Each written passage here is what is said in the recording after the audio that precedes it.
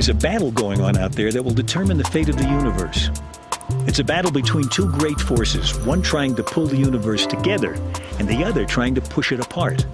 We travel to when time began to find the universe in a beach ball. Thanks for passing me the universe. We go down a mine to look for what's pulling the universe together. If you're an astronomer and someone says you don't know what 2/3 of the universe is made from, that irritates you. And we look for what's pushing it apart by searching for exploding stars. Hope I find one. I'm Alan Alda. Join me as Scientific American Frontiers ventures out into the dark side of the universe.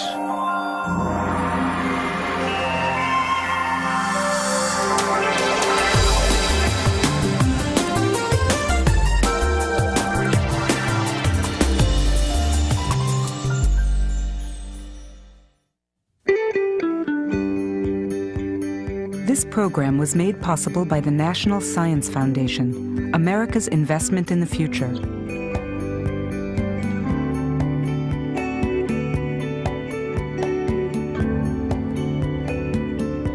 And by contributions to your PBS station from viewers like you. Thank you. Once we thought our world was the center of the universe.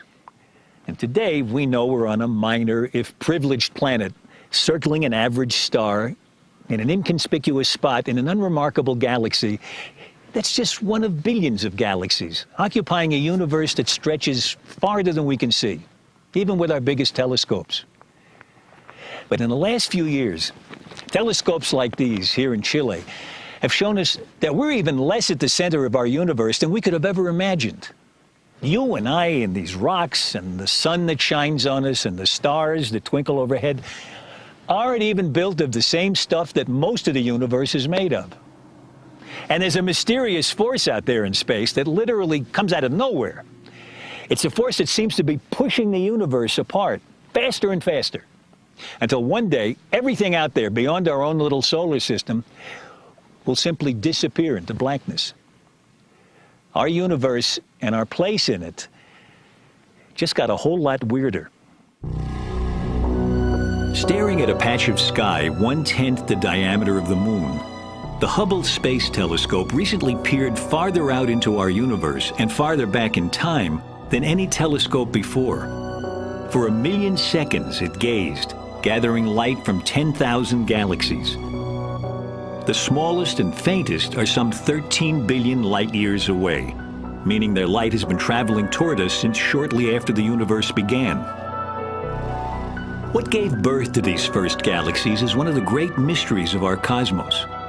But astronomers now suspect that matter we can see in the universe, including ourselves, resulted from a titanic struggle between a form of matter we can't see, dark matter, and a force, dark energy, that we've only recently detected.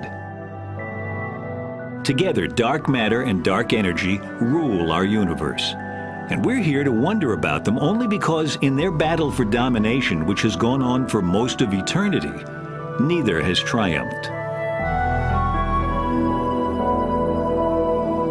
2, 1, main engine start, and liftoff of the Delta II rocket with the MAP spacecraft, exploring the past and future of our universe. This was the launch on June 30th, 2001, of a spacecraft able to look even farther back in time than the Hubble. Called WMAP, its mission was to capture the very first light of the universe. That light has been traveling toward our own little corner of the cosmos ever since it was released from what most astronomers now agree was the origin of everything we can see. Planets, stars, galaxies like our own Milky Way, and the billions of other galaxies that have been expanding outward since the beginning. That beginning was the Big Bang, a ripping open of space and time, inflating in an instant to become an unimaginably hot cauldron of energy and matter. It was light escaping from that cauldron that WMAP was sent to measure. Light now reduced by its journey through eternity to a faint afterglow called the cosmic microwave background radiation. What the satellite saw has been mapped onto something I can comfortably get my hands around, if not yet quite my head. this device, this satellite, is picking up this cosmic background microwave radiation from way back in time. Right. Right? From the beginning of the universe. It's actually a direct picture of what the universe used to be like, because it took that light all that time to get from there to the satellite. Okay, here's the you have to help me visualize this. Okay. A lot of us, when we first hear about the Big Bang, think of it like an explosion happening in a point in space and moving out. And then somewhere we're in that or something. And a lot of us think when we look back in time, we want to look back to that point. But on the contrary, when you look back in time, you're looking in every direction. You're looking all over some shell. Exactly. And everywhere you look, it's as far back as you can go. How could that be? Can you explain that? Can you give me an image that helps me grasp that? You're trying to think of an explosion that happened in one place. Yeah. And instead, the universe was... Today, it doesn't have any particular center, and it never did. Everywhere you would have gone, it would have been expanding. Yeah. I like to think of baking a loaf with little raisins in it, and when the bread rises, all the raisins are moving away from all the other raisins. No raisin can really claim that it's in the center of this expansion any more than any other, right? And this is the same way we need to think of our space. I know, but here's the problem. Every time one of those raisins wants to look at another raisin, Yeah, it feels. it can look all the way across the loaf to a raisin on the other side, but if it looks in the other direction, it sees the baking tin. That's a little bit different. That's because the bread is finite, and we live maybe in an infinite space. If you live in an infinite loaf of bread, there's nothing you can do to tell the difference. The picture of an explosion and a ball of stuff is, I agree that that's what many people think of, but that's just wrong. It's not what the Big Bang Theory is all about. What the Big Bang Theory is all about is space itself. Think of it as being stretchy, and it's just constantly stretching, and it's stretching between every object everywhere, so that everything is getting farther away from everything else. And no matter where you are and you look out, you see a glow left from the So it needs to be called the Big Taffy Pull. Well, that would be a better name. Almost anything would be a better name. The infinite, then. The infinite taffy pull. Yes. Okay, well, I think you're getting me closer. All right, okay. Show me what the implications of this mapping are. So what I really love about Chuck's beach ball is that it represents this very basic fact that even though space itself may be infinite, we can only see a finite volume. It's a huge volume. This is about 13 billion light years in radius, but it's still only finite, right? So we're in the center of this, and the most distant thing we can see is this hot glowing wall of hydrogen plasma, which is opaque. So, we just can't see what's on the other side. But on the side of the wall we can see, on our beach ball, it's the inner surface. The incandescent plasma just beyond has cooled enough to go from being uniform and featureless to having eddies and ripples. It was these tiny imperfections that were imaged by the exquisitely sensitive eyes of the WMAP satellite. Chuck and his colleagues have stretched the contrast here by a factor of 100,000 to prevent it from looking completely uniform. But there are, nonetheless, these tiny ripples where some places look hotter, others look colder. And that's just because there was a tiny bit more stuff in some directions than in other directions. And these little ripples are extremely important, because it's because of them that we're here. If you just had something which was always uniform, it would stay uniform forever, and you would never make clumps, planets, and we couldn't be here talking.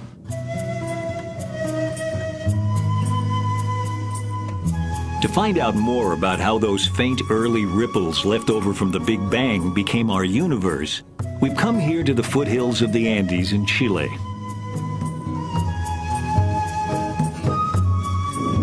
This region has become home to some of the world's biggest and most powerful telescopes. Lured here by clear skies and a smooth flow of air off the Pacific Ocean that reduces atmospheric turbulence, making for what astronomers call superb seeing. This is the site of one such observatory, Las Campanas, run by the Carnegie Institution of Washington, and the principal research site of an old friend of Frontier's, Alan Dressler. Well, welcome to Las Campanas Observatory, Magellan telescopes. Thank you. There seem to be two. There are two. They're twin 6.5-meter telescopes, which means they have mirrors that are about 22 feet across. which is a good size, and they collect light from distant stars and galaxies. And this is where we do most of our research. Hi, Miguel. Hey, how are you? That research is focused on the formative years of the universe. At the beginning, we know there was a very simple distribution of matter. It was very smooth. It was very simple elements, hydrogen and helium. There were no stars, just gas.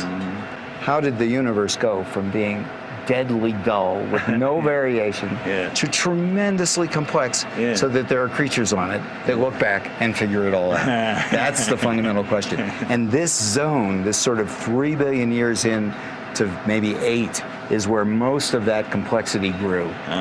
And we can see that evolving, happening by this strange ability to look back in time. I mean, only in astronomy can you actually look back and see 5 billion years, 10 billion years into the past. You can see the past because it took the light. All those stories about time machines. Yeah, it is. We got one. We're looking at. The light from the stars comes in and hits that mirror. Exactly. Gets reflected on another mirror that's above that us little guy here. up there. The little guy up there, which in turn reflects then the light through the hole in the black turret where there is another mirror, a diagonal mirror, 45 degrees, which directs the light to the instrument. When the light hits that mirror, how long has it been traveling? Well, for the things that I'm looking at with Pat tonight, the light has been traveling for about 10 billion years. So pretty much the whole age of the universe. And this is the first thing it hits after all that time. So it's got to be clean. Especially tonight, because it's the first time Alan will be using a brand new instrument. Alan, this is Pat McCarthy, my science partner here. This is the slit mask. So if you turn around and look through the light, you'll see. In what they affectionately call the wok, Pat has painstakingly cut tiny holes corresponding to the galaxies he and Alan plan to study. In any area of the sky that we pick up, say 1/2 degree across, that's what this is looking at, that's the size of the moon, there will really be 100,000 galaxies, very faint, very distant galaxies. And we have selected, in this case, 700 of them we want to look at. So we must make sure that the light from those 700 goes through the spectrograph, but nothing else. Alan's new instrument doesn't just take pictures of those distant galaxies, it can read their spectra. In fact, nearly everything we know about stars and galaxies comes from analyzing their light with the aid of a prism, or more commonly, a device called a diffraction grating. When sunlight or any light strikes this, it's spread by color into its component colors. You can say how much red light, how much green light, how much blue light tells you something about the temperature of the sun. And the sun is a star at 5,000 degrees temperature, produces a lot of yellow light. And so the middle of this spectrum and the most intense part is yellow-green. And then we can see almost with our bare eyes. We see red stars and bluer kind of stars. That has to do with the temperature of the star, basically. Here, for example, in one of the first images taken with Alan Dressler's new camera, both red stars and blue stars are visible in a galaxy nearby. But in the spectrographs that astronomers use, the colors of a star can be analyzed in much finer detail than is visible in a rainbow. There are lines at precise locations across the spectrum that reveal what a star is made of, as well as its temperature and its size. The reason that's important is different stars of different size last, they live a different amount of time. The sun will last for 10 billion years. It's halfway through its lifetime. A star much more massive than the sun might only live for 1 billion years.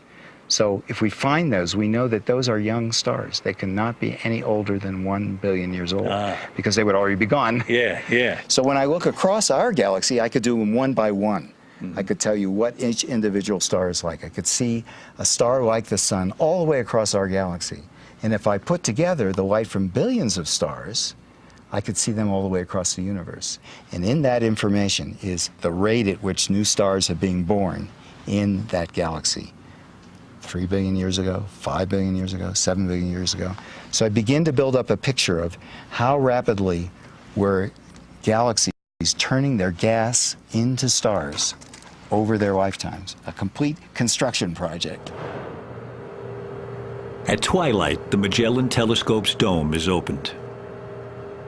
We need to rotate 0.335 degrees. Plus 0.335. Trace, trace, trace, twinkle. So how many galaxies are going to have their spectra taken? We're going to take spectra of 700 galaxies tonight. 700. Yeah, that's probably as many as ever been done. I got to remember to put in the walk, because that's a big mistake. If you don't do that, you really blown it. This first exposure using the wok took a half an hour. Okay, so already we can see some objects. That's encouraging. There's a bright one. This is just the beginning of several months' work that will add up to some 50 to 100 hours of data. But even from these first few minutes of peering across the universe, a trickle of light has left the signature of a galaxy in the full fury of creation. So here is a very faint line that is a very faint galaxy, very far away. And here at this one color, that represents probably 100 photons of light coming from a place where 1 million hot young stars have formed in that galaxy 10 billion years ago. So it's 10 billion years ago, and all that made it to us tonight were 100 photons. That's right. So this is the first scientific run you've done, huh? Yes. A new instrument. How do you feel? Is it a good start? It's a good start. I wish we'd seen a lot in the first exposure, but you have to have a lot of patience if you're going to do something really hard. But it works. The instrument works. It's producing spectra. You've been working on this instrument for how long now? 6 years. 6 years. It took a long time to build, but now it's going to pay off for us. That payoff will help illuminate one of the universe's darkest secrets. How those early ripples left from the Big Bang became the seeds of the stars. A vital clue to that mystery was discovered because a little girl loved watching the movement of the stars in the night sky outside her bedroom window. That story next.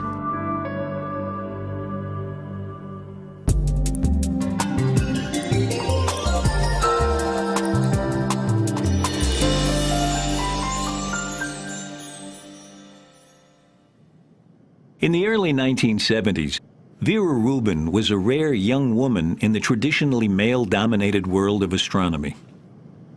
I got interested in astronomy by watching the stars as they moved outside my window. I had a window that faced north. I had a bed under the window, and I could see during the night that the stars changed their positions, and that's really what got me interested in astronomy. So I guess I was always interested in how things moved. Vera decided to look at how stars move in spiral galaxies, like our own Milky Way, as they revolve majestically in space. Most astronomers then studying galaxies were drawn to their centers, where the stars are densest. But as a then shy young graduate student, Vera looked instead to where galaxies trail off into empty space. I had children, and I didn't want to compete with what other people were doing, so I decided to study the outsides of galaxies. What she discovered there was revolutionary in both senses. In our solar system, the planets revolve more slowly the farther they are from the gravitational attraction of the sun. Galaxies were assumed to rotate similarly, with stars moving more slowly the farther they are from the center. Instead, I found that the stars very far out were going just as fast as those near the center, sometimes even faster. Sometimes faster. Sometimes faster, and well beyond where there was no light. In fact, I went to my office this morning and got this. Here's Andromeda, which is the largest galaxy, largest spiral near us. At our position in our galaxy, which would be like maybe a third of the way out here, we're moving at 500,000 miles an hour around the center of our galaxy. Did you hardly feel a wind? That's right. And you don't notice it because everything around us, all the stars near us, everything is going just at the same speed that we are. Yeah. So here are the velocities of stars and gas all the way across. Newton's laws, because this is where the luminosity is, would predict that the velocities rise and then fall rapidly, so that by the time you get out to what looks like the edge of the galaxy, the stars would be moving almost negligibly, very, very slowly. So what you see instead is they're moving very, very fast, all the way out there. So when you got that information, then what did you think you were wrong, or did you? No. You knew you were right. I never thought I was. Everybody never thought you were wrong. I never thought. No, I had some crazy ideas, and then it shortly settled that what would have to be was matter that isn't luminous, that you don't see. The galaxy has to extend that far out. There has to be something. There has to be matter that's gravitationally accelerating the little bit of gas that we could see. There had been hints of invisible matter in the universe before, but Vera Rubin's startling discovery confirmed it. Her observations implied, in fact, that galaxies are embedded in immense halos of dark matter, invisible to our telescopes, and yet making up most of the actual mass of each galaxy, including our own. The whole concept of dark matter is enormous. It means that when you're looking at the sky, you're only looking at a few percent of the universe, that most of the universe is invisible. To look into one of the possible sources of this invisible dark matter, we've come to California and the first mountaintop observatory ever built, the Lick Observatory, dating back to 1888. The founder is buried at the base of the telescope. Yeah. James Lick is buried at the base of the pier here. Does anybody ever think about that when you're in? I used to think about it when I was observing at the 40-inch down the end of the hall, and in the middle of the night, the wind would come, whirring through the hall, and you'd hear the clanking of the old heaters, and yeah, I was pretty sure he was coming down to visit me. The original telescope here is still used to look at planets in our own solar system. We can open up the telescope and work. But Deborah Fisher is hunting for planets well beyond its range. In fact, for planets around other stars. So this is the little collecting mirror that we're going to use tonight. The starlight will come down and hit the mirror and is reflected up through that trough, slides up there, and goes through that hole in the side of the dome. Looks like fun, right? We want our photons to have fun. So the light that we saw, the light path outside. I love these little mechanical things. That's right. It's like something from Jules Verne. Exactly. But the magic part of our whole project really is this iodine cell. And now as the starlight passes through this cell, the iodine is absorbing starlight at particular wavelengths. And so finally, in the spectrum of the star, etched into the spectrum, we have a forest of iodine lines, thousands of them. And so it's essentially like a grid on our spectrum. Deborah is looking for tiny telltale shifts of a star's signature spectrum against that fixed grid of iodine lines. A shift that betrays a star's moving toward and away from us due to a planet's tugging at it. This backward and forward wobble also reveals the planet's size and orbit. The bigger the wobble of the star, the more it's doing that, the bigger the planet is going around it, and the faster it wobbles, the closer it is. That's exactly right. Oh, yeah. Okay. So in that way, you can really tell us what's there. That's right. Deborah and her colleagues have found some 70 of the over 100 planets so far discovered orbiting other suns. Most of these planets are huge and orbiting fast, making their detection easier. Deborah's team's most dramatic discovery attracted the attention of a 4th grade class in Moscow, Idaho. And when we found this system, this first star with 3 planets, they sent me a letter, Dear Dr. Fisher, we've been reading about this discovery in the newspaper, and we're doing, scale models of the solar system with paper plates, but we wondered, if you'd named the planets yet, because if you haven't, we have a suggestion. And so they said the planet that's 4 times the mass of Jupiter should be called Forpiter. and the one that's 2 times the mass of Jupiter should be called Tupiter, of course. And then the little one that just orbits every 4 days should be Dinky. So. The star that Deborah's observing tonight, she's already looked at some 200 times. And while it used to be thought an unlikely candidate to have a planet, she's now picking up the faint trace of a wobble. Planets are thought to form from disks of dust and gas that surround a sun. And it could be that many of the billions of stars out there have planets so far undetected. The fact that you're looking for planets that so far haven't been seen, mostly, is that some of the missing matter, or what? That's a good question, and that's one of the early hypotheses, was that maybe the dark matter is just planets. After all, we now believe that planets, when they form, some of the planets fall inward, but others are ejected from their solar systems.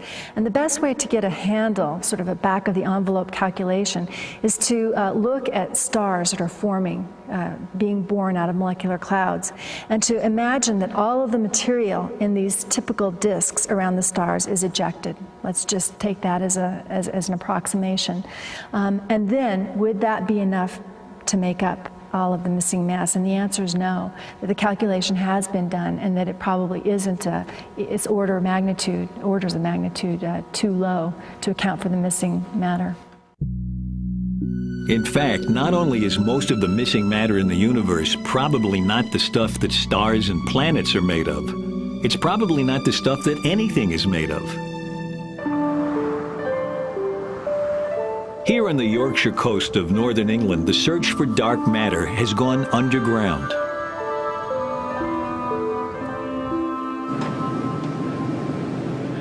This is the Bulby Mine, whose mile-deep shafts provide cover from something tantalizingly similar to the prime suspect for missing matter. And if you're standing on the surface of the Earth and you put your hand out, you get hit, 1 cosmic ray a second goes through your hand, and that would spoil the detector signal that we're looking for. So we go deep underground, and then the large amount of rock between us and the surface shields us from the cosmic rays. So when we're down in our labs, rather than 1 a second going through your hand, it's 1 a week. But while cosmic rays are exotic, at least they're made from subatomic particles that science is familiar with.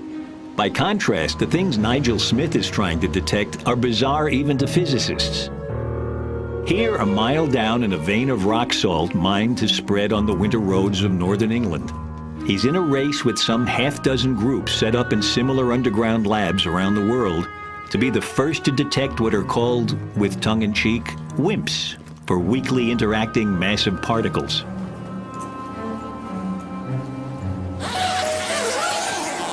WIMPs have the apparently paradoxical property of being massive in the sense that they exert a gravitational tug, while being almost completely unable to connect with ordinary matter in any other way.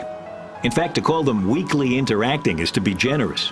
Most of them pass straight through the Earth and don't even notice. Most of them pass straight through the Sun and don't even notice. But every so often there's just 1 or 2 a month or a year will actually hit a nucleus head on. And that nucleus recoils, and it's that recoil that we're looking for. But the majority of the billions of WIMPs that are passing through as we stand here every second, they just stream straight through, and you never see them.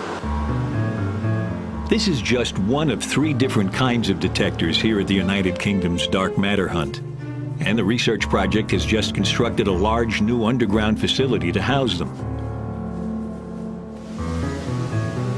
There are other detectors in tunnels beneath the Apennine Mountains in Italy, where a joint Italian-Chinese team has been claiming evidence for WIMPs, a claim met with skepticism from their competitors. While in the United States, a new facility is being constructed in a mine in northern Minnesota. All this effort to detect a hefty ghost particle that may not even exist. For those involved in the hunt, there's no doubt that it's worth it. It's a fantastic question. If you're an astronomer and someone says you don't know what 2/3 of the universe is made from, that irritates you, right? So you want to go out there, you want to find out what it is. And astronomers aren't the only ones in the hunt, which is why I find myself driving a golf cart through the longest building in the world, the Stanford Linear Accelerator in California. I'm following the track of a subatomic particle as it's accelerated during its 2-mile trip to a speed approaching the speed of light. Eventually, the beam of particles will be divided and spun around a couple of loops before crashing head-on into particles coming in the opposite direction and smashing into smithereens. We're visiting the collision point, appropriately, with both a particle physicist and an astronomer. The beam of particles will come down here and go through that pipe. And then you hope that an electron and a positron will meet, annihilate, and new particles will be born. It's from collisions like this that scientists have built up their picture of the fundamental particles of matter in what they like to call the Standard Model. But for the Standard Model to work, physicists have been forced to invent a strange mirror world in which the known particles have ghostly cousins called supersymmetric particles. This extra set of particles we haven't discovered yet, but they're our best candidate. We think it's the smoking gun for the dark matter out there. So you and I aren't made of these supersymmetric particles, but the dark matter that's controlling a lot of what's happening in our universe is made of these supersymmetric particles. That's the best theory. That's our best guess at this point. Now, this is interesting. You are pretty sure, or are you dead certain, that these supersymmetric particles exist or have existed? We're going to get different answers. Less than pretty sure, but if this were a horse race, this is the one I'd be putting my money on. It is thought that supersymmetric particles are all over the universe? They're out there. Yeah. Yes. And how did they get started? Where do they come from? On the Big Bang itself. From the Big Bang. So are you trying to create a situation something like the Big Bang, where you get both the particles and the supersymmetric particles, the mirror versions of them? Yes. But I thought you needed something I thought you needed a lot more energy than you could possibly get on Earth to create a Big Bang. We're not recreating the Big Bang. Right, thank God, because I would stand a lot further away from it, and I'd wear that hat. But we are able, if we have enough energy in our particle accelerators, to create the constituents that were created in the Big Bang. And so, at the same time that astronomers are going underground in their hunt for the missing dark matter, particle physicists too are burrowing to build the biggest atom smasher ever in the hope of creating dark matter. This is the construction of what's called the Large Hadron Collider at CERN in Switzerland.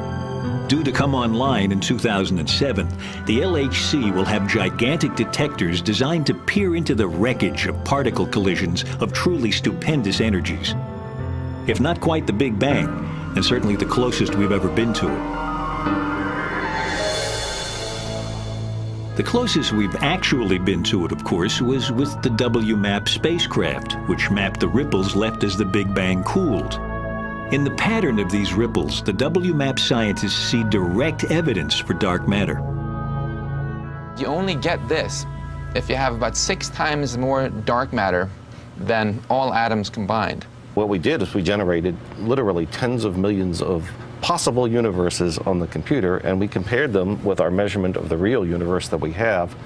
And I think of it as like matching fingerprints. So this is the actual fingerprint of the real suspect, and we have a mug book of fingerprints, and we match them up, and we pick out the right suspect that way. And as Max described, that the right suspect has this substantial amount of dark matter in it. Today, then, the evidence is mounting that most of the stuff in the universe is not only invisible to us, but isn't even what the visible stuff is made of. But to astronomers like Alan Dressler, looking back in time to see how the universe began, dark matter is more than just astonishing. It allowed us to be. You're taking this picture of way back in time, and you're seeing the formation of the stars. And what role does dark matter play in that? It's very important to see how galaxies form, but they couldn't have formed, we now believe, without the dark matter, because there wasn't enough gravity and all this kind of material that we're made of to coalesce and make stars. And that's where the dark matter played the pivotal role. It actually held this, what we call baryonic normal matter, together and allowed it to begin to concentrate and to cool and then make stars. So that transition from, already there were these sort of wells, these places where gravity was strong, and all those atoms suddenly said, oh, there's gravity here from this dark matter, and they headed in that direction. So they fell into those little wells of gravity that have been growing since the Big Bang. But if dark matter's gravitational hug was indispensable to our universe's birth, we now know that from the start it's been opposed by an anti-gravity force that might, if things had turned out just a little bit differently, have overwhelmed it, and instead blown the infant universe apart. That story next.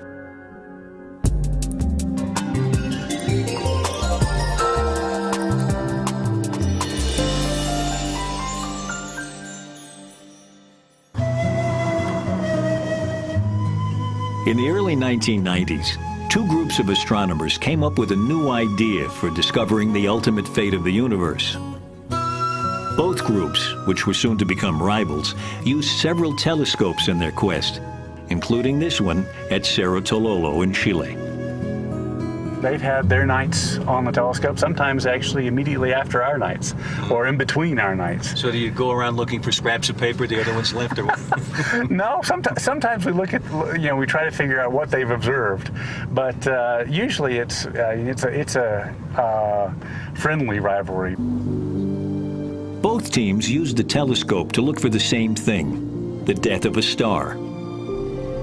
But not just any stellar death. A particular kind caused when a companion star dumps material onto a so-called white dwarf until the white dwarf reaches a critical mass and explodes. This is called a Type 1a supernova. And the astronomers like it because all Type 1a supernovae are almost exactly alike. Identical flashbulbs popping off randomly all over the sky. With just a 2-minute exposure on this telescope, we can see halfway across the universe. Nice. That's how powerful the telescopes are and how bright supernovae are. So we can take very short exposures and cover large parts of the sky to discover supernovae. But discovering them is only the beginning. Once a supernova is spotted, other, even bigger telescopes are standing by to pounce on its light and read its spectrum. If we don't find supernovae in this telescope, then all the other telescopes who are waiting have nothing to do. Right. They get real mad at us.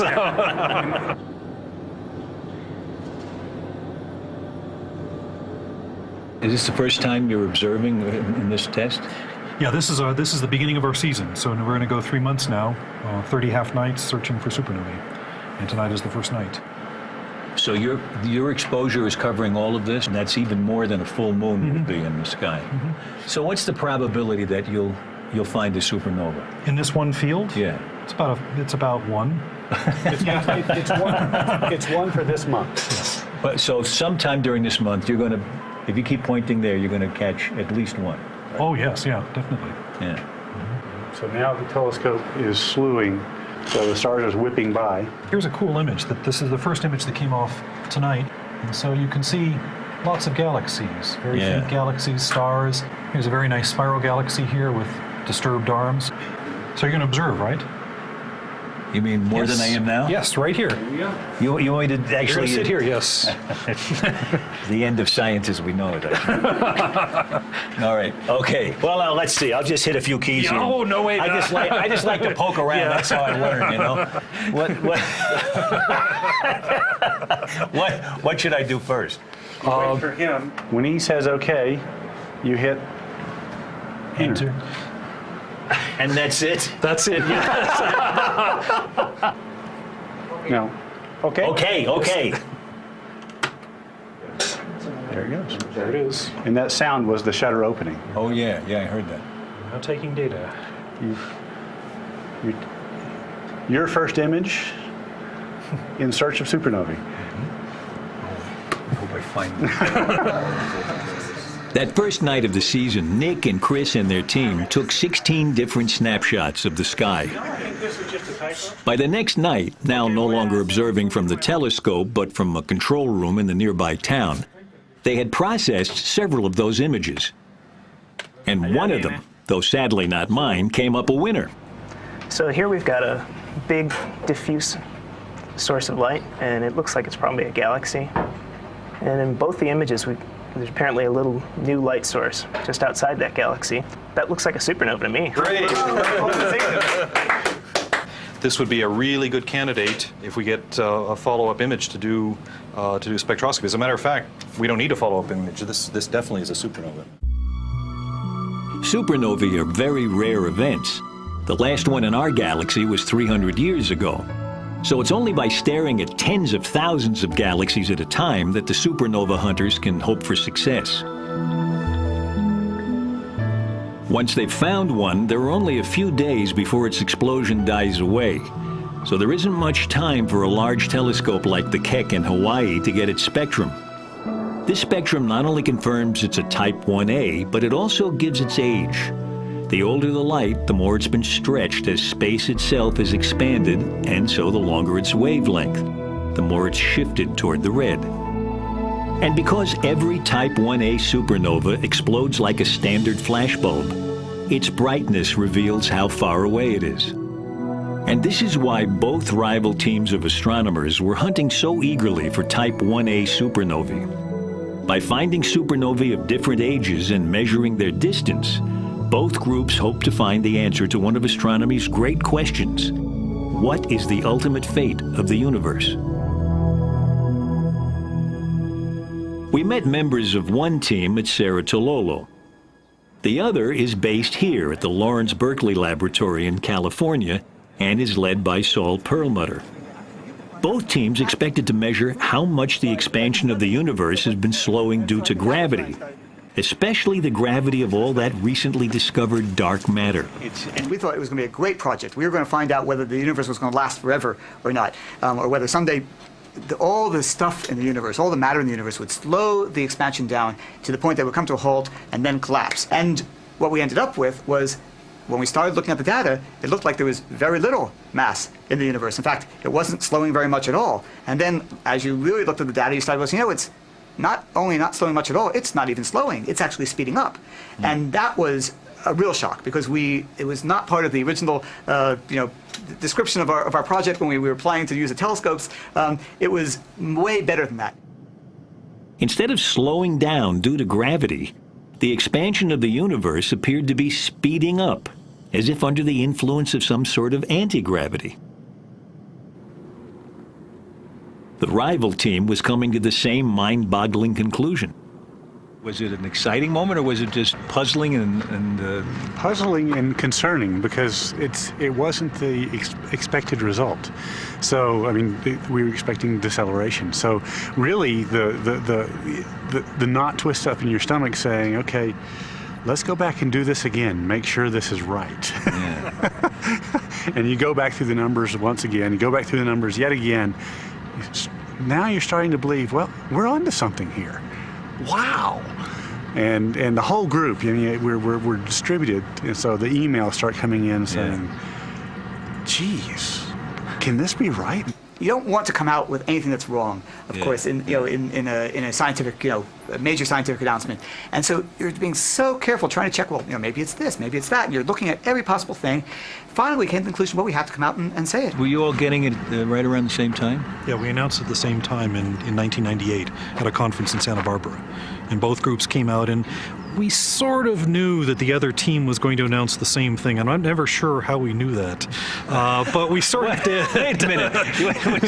Were you pointing your telescope in their window and looking at their papers? Us? No, we wouldn't do that. No. The fact that both teams got the same result, I think, gave people a lot of confidence that it wasn't just some mistake that somebody had made in their calculation, because they knew the two teams would have loved to have been able to get the right answer and showed the other one it might have been wrong. I have done it. Not everyone was taken aback by the idea of a runaway universe. Michael Turner had actually predicted the possibility several years earlier, reviving an old idea of none other than Albert Einstein. Turner came up with a name for a force that could push the universe apart, dark energy. But its roots lay in one of Einstein's famous equations. The notion of dark energy was, as I understand it, something that he came up with and didn't really understand he had come up with it. How far off am I with that? That catches a lot of it. I mean, in science, people were often confused. And so Einstein was confused about the expansion of the universe. His equations wanted a universe that expanded. And so he put in this fudge factor that canceled the attractive gravity of matter. When just a few years later the universe was discovered actually to be expanding, the cosmological constant, Einstein's anti-gravity fudge factor, was no longer needed. He gratefully discarded it, calling it his greatest blunder. But it's one of the wonderful things about science is when we are in this struggle to try to understand, we invent things. And once you take something out of Pandora's box, you can't put it back. And so this idea was laying around in our idea box, and it's sort of like anti-gravity. It's a repulsive gravity. And so it resurfaced again in trying to understand why the universe not is expanding, but the expansion is speeding up.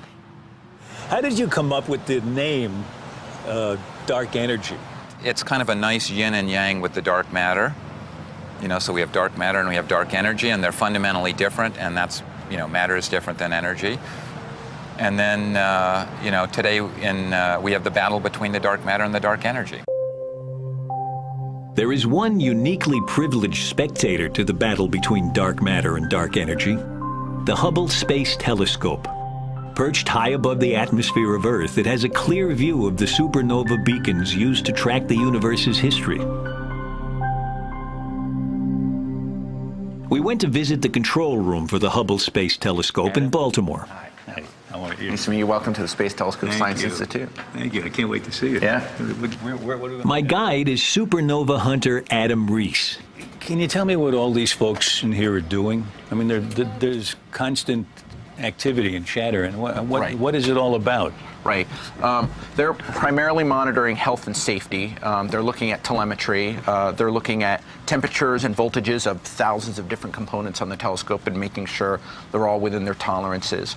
They're looking at the heating on one side of the telescope when it's in the sun side. About once a week, we upload a whole week's worth of observations of what's supposed to be done that week to the telescope. And so if we find a supernova, for example, we usually have to find it by Tuesday, because Tuesday is the special day when they build the calendar for the next week. It's sort of funny. The light's been traveling for 11 billion years. It finally arrives, and it's got to arrive by Tuesday.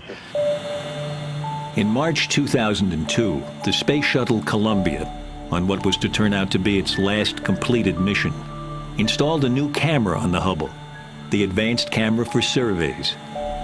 This camera is much more sensitive to light, and it also has more area, so I have a better chance of finding a supernova every time I take an image in the sky.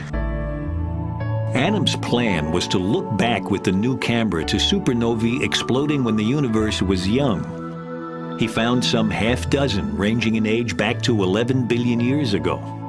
His hope was to find out if the universe has always been pushed apart by dark energy, or if it once had been reined in by the gravitational pull of dark matter.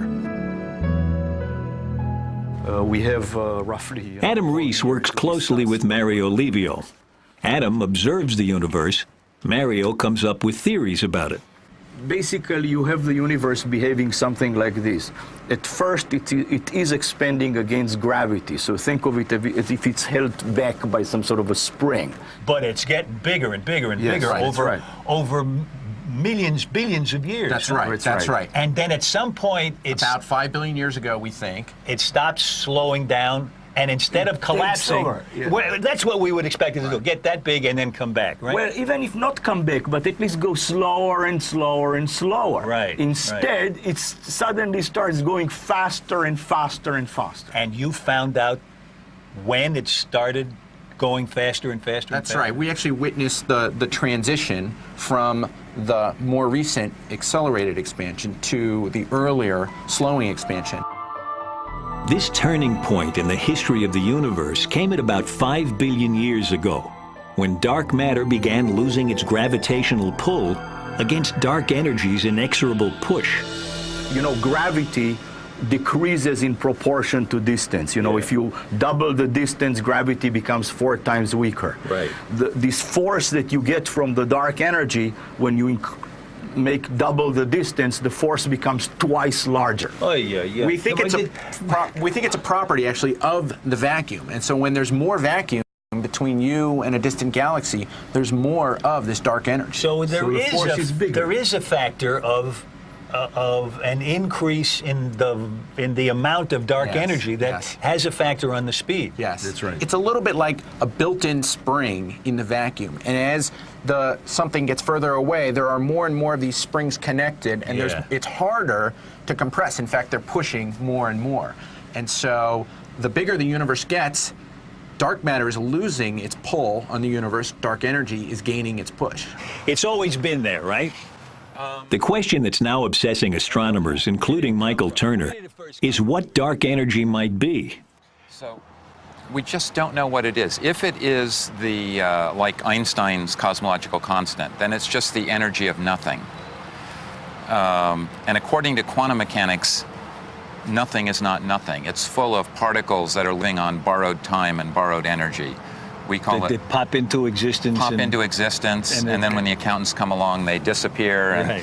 And so if it's the energy of nothing, it's always been there.